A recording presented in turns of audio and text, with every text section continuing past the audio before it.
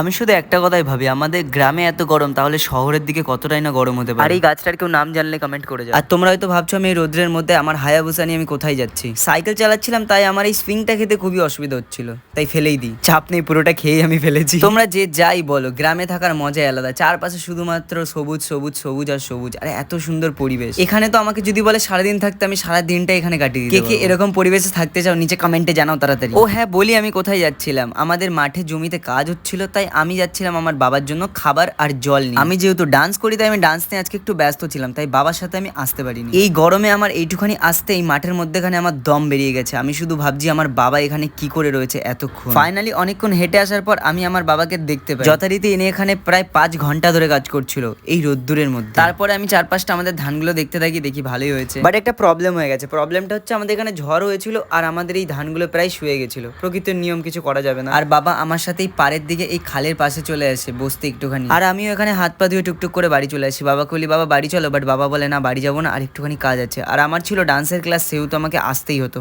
চলো বন্ধুরা।